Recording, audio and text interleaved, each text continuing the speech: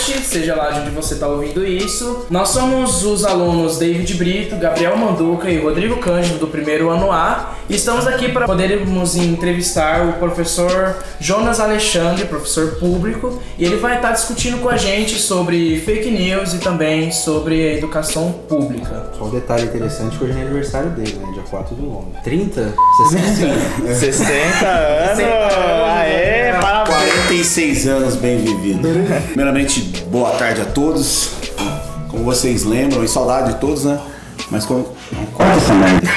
Jonas, você sabe o que são as fake news? Então, o que você sabe sobre elas? Boa tarde aí a todos os alunos da Rede SESI. Como vocês lembram, eu sempre gosto de trabalhar conceito, né? E fake news é significado notícias falsas, né? E ultimamente na era que nós estamos, na era da tecnologia, trouxe as coisas boas, mas trouxe as coisas ruins. E a fake news são notícias falsas que as pessoas espalham principalmente pelas redes sociais. É uma mentira sobre determinada pessoa e como na rede social tudo se espalha muito rápido, a imagem da pessoa é totalmente assim deturbada. Tem pessoas que entram em depressão. E o detalhe mais importante sobre a fake news, porque era crime, era um crime, tá? Na semana passada foi aprovada no Congresso e a pessoa que espalha fake news, principalmente com interesses eleitorais, ela pode pegar uma condenação de 2 a 8 anos de reclusão. E você mesmo, professor, você já chegou a propagar algum tipo de fake news? Não, jamais. Eu jamais cometi esse crime, né? Como vocês me conhecem, eu luto para as pessoas digam a verdade, respeitem as diferenças, principalmente diferenças políticas, religiosas. Inventar uma mentira, né? Mentir sobre alguém, em hipótese alguma. A gente sabe que, né, a gente tem, por exemplo, o Fatos, né, a Lupa, né, o sistema Lupa, que é da Folha, né, que consegue mostrar para o cidadão qual que é a notícia real, qual que é a notícia fake.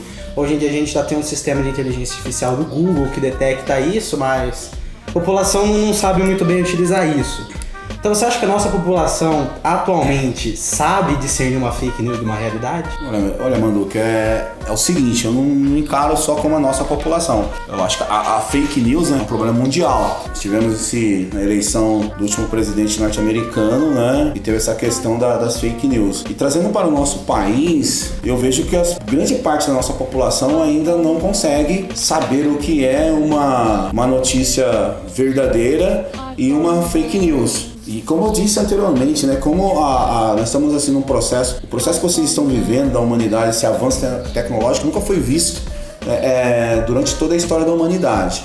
Então, chega uma notícia, a pessoa, principalmente pelo WhatsApp, mandaram um meme para ele ou mandaram uma notícia, ele acha que é verdade absoluta e ele já espalha aquilo. Ele não vai, como você citou, ele não vai consultar no Google, nos sites bons, no Google não vai. Eu aconselho assim, a pessoa teria que verificar no UOL, na Folha, no Estadão, né? Em veículos, né, que são profissionais mesmo. Só que não, a pessoa recebe uma notícia, independente que seja uma notícia sobre política, sobre religião, sobre violência, e ele já espalha. E ele não tem a consciência que ele está espalhando mentira. Ele vira um mentiroso automaticamente ali. Ele é cúmplice divulgar dessa fake news. Ok, professor. Você... Pode tomar uma Coca-Cola? À vontade, nossa.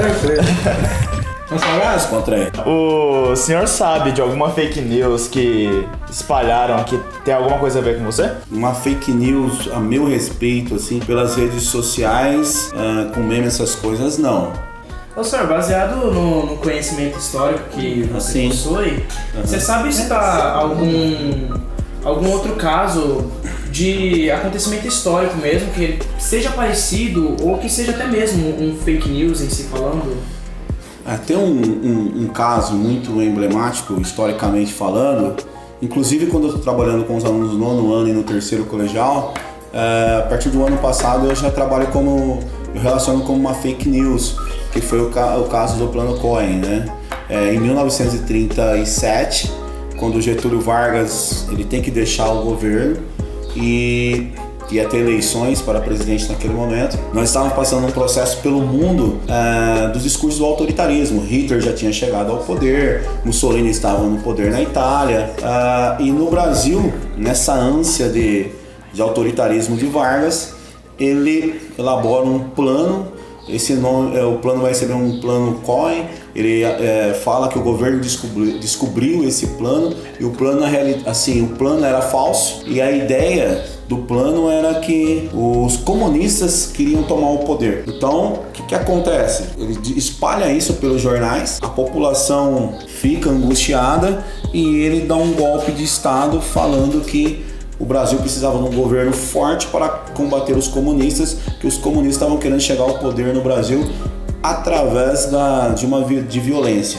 Ele manda fechar o Congresso e a partir daquele momento é instaurado no Brasil a primeira ditadura que nós falamos, que é a ditadura varguista, conhecida aí como o Estado Novo. Então, qual é o maior caso de fake news que você conhece, que teve maior problemas envolvendo? Olha, eu penso, na atualidade eu vejo assim, são diversos casos, né, que ocorreram no Brasil nessa última eleição também. Chegou a ter até investigação sobre as fake news que foram desenvolvidas, né? A fake news ela veio muito nas últimas eleições, tanto no Brasil como nos Estados Unidos. Aí você me perguntar, professor, mas específico? Não tem, né? Foram dos dois lados. Então usou-se o termo máquina de fake news. E até você desconstruir isso, e isso chega na escola. Que você entra na sala de aula, um aluno que ele é politizado, tudo, e a grande maioria ele vai perguntar, ou vai brincar, professor, o senhor viu lá o que aconteceu? Então nós temos que tentar desvincular dessas fake news. Uma notícia aí que foi publicada na Folha de São Paulo, né, sobre o boom da indústria do WhatsApp lá, né, na época do atual presidente, que era concorrente à presidência da República, né. Também nós tivemos recentemente, o Jornal Nacional completou 50 anos, né, foi essa semana aí. Você acha que essas grandes empresas, né, o UOL, o Estadão, o Antagonista, eles acabam às vezes na pressa de lançar a notícia, lançando uma fake news? Manduca, pergunta difícil essa.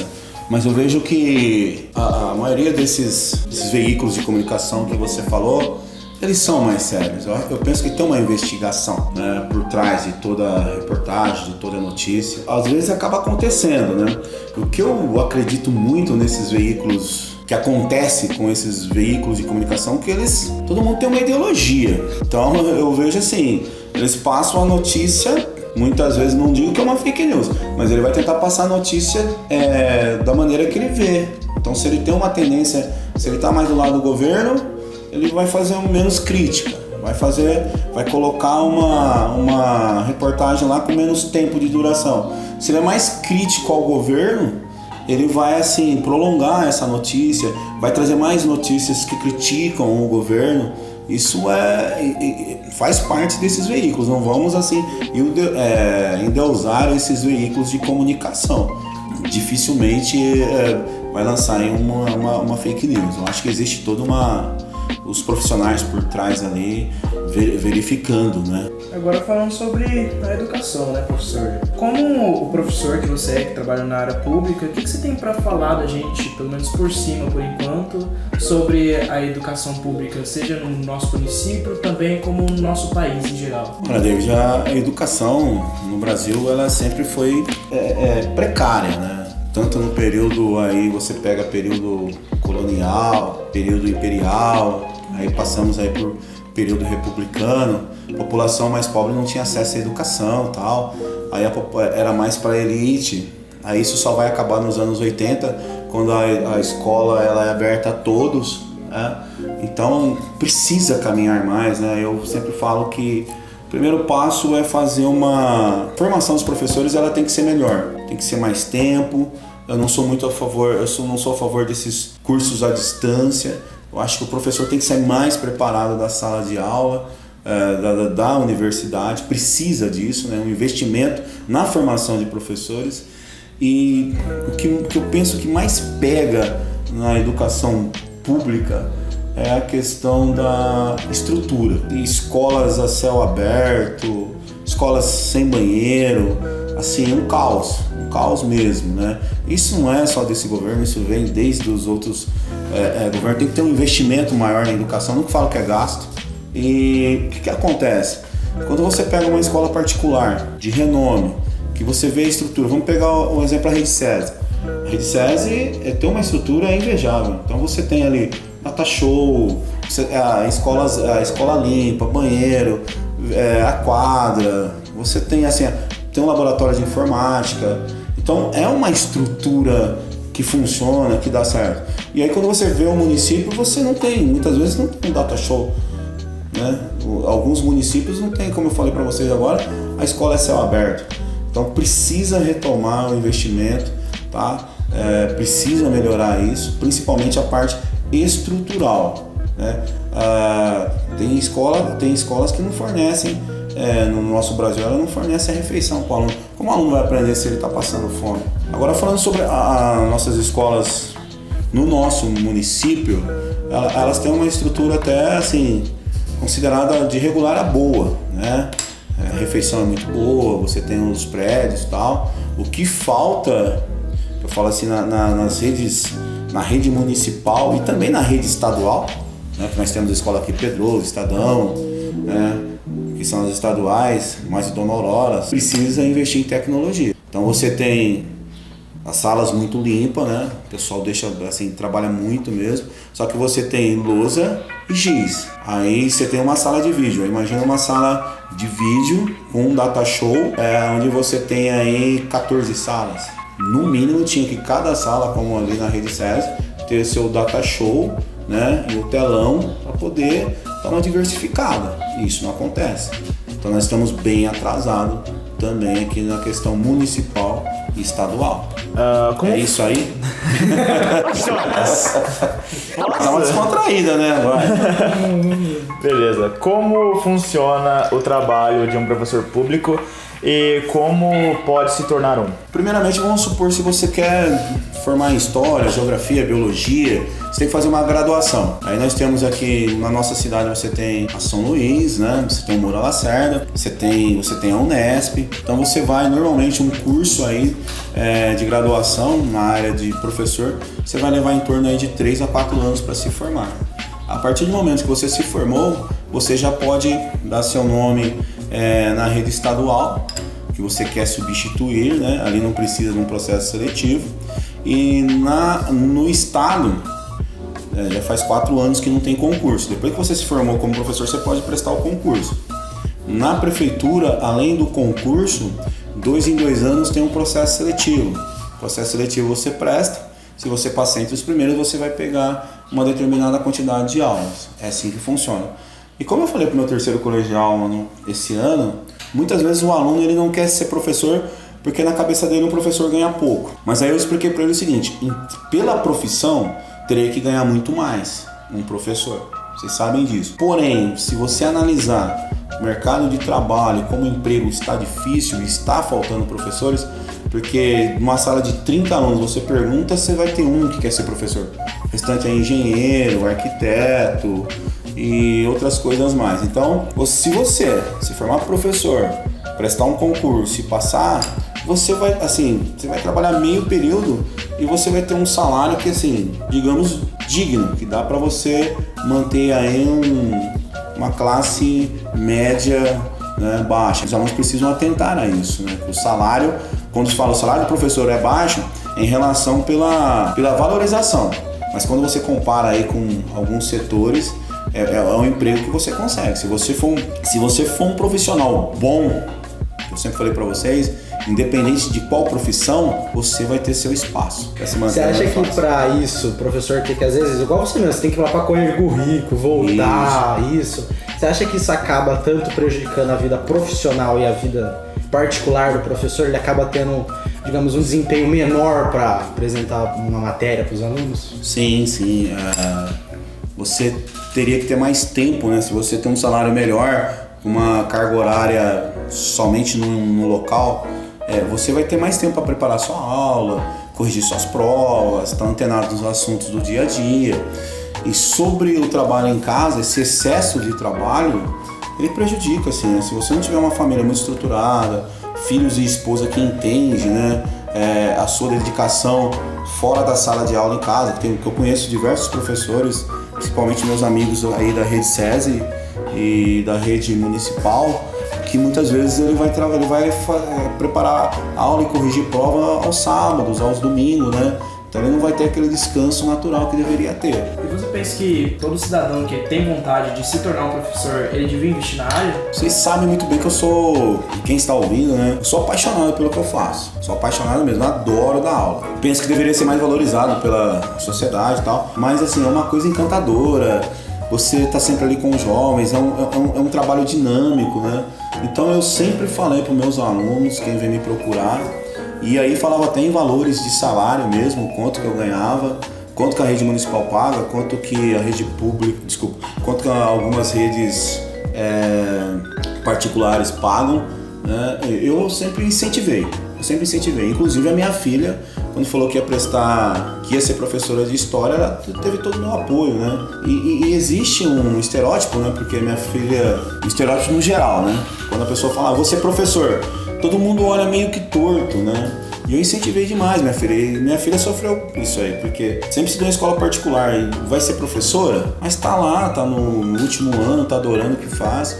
E eu sempre falo para os meus alunos, sempre falei e continuarei defendendo isso. Quer ser professor? Seja professor. Vai lá, estude. Para finalizar, o senhor acredita que a educação pode ser realmente uma... Esse senhor, hein? O Jonas! Jonas! Professor Jonas. Isso. Você acredita que a educação pode ser realmente uma grande solução para os vários problemas que prejudicam o país? Sim. A educação, uma civilização que não investe em educação, ela não tem como dar certo. Vejo assim que 100% das pessoas acreditam nisso, né? Investir em educação, tanto é que eu não falei para vocês gasto, né? Investimento. Então qualquer sociedade, qualquer governo que começa a cortar investimento, que não investe em educação, não tem como. Porque se você investe em educação, não é só isso, mas se você investe em educação, esporte, lazer, né? Você vai ter menos crimes, menos violência, você vai ter um mundo melhor, né? Agora, quando você não tem esse investimento na educação, eu falo investimento assim, não só em questão de dinheiro mesmo, propostas, convênios, escolas com estrutura, universidades, né, bacanas, né, pesquisadores. Então você vai... E que as pessoas dêem oportunidade, né, para as crianças, os jovens tá estudando, porque você vai ter um país melhor, você vai ter uma sociedade melhor, vai diminuir roubos, vai diminuir violência, vai diminuir também a ignorância, né, porque nós estamos vivendo um mundo totalmente ignorante hoje, sem uma análise mais crítica da sociedade. Então eu penso que o investimento em educação é prioritário. A sociedade só vai melhorar com isso, né? Os gregos já faziam muito isso. Queria agradecer aos 3 alunos, Rodrigo, Gabriel, David, né? O Hugo também, que não está aqui. Gostaria de agradecer ao professor Hamilton aí no projeto do Eixo. E também, né, gostaria de agradecer também à Rede César aí pela oportunidade de estar tendo esse debate sobre educação, sobre fake news, enfim, sobre tudo. Então, gostaria de mandar um abraço aí a todos os alunos e, assim, foco no estudo, porque precisamos, tá? A educação não é feita só pelos professores, pelos pais, a educação é feita pelos pais, pelos alunos, pelos professores, todos os funcionários, e precisamos construir um mundo melhor, tá? E um abraço a todos. Biologia é mais light, né? Vai, faça!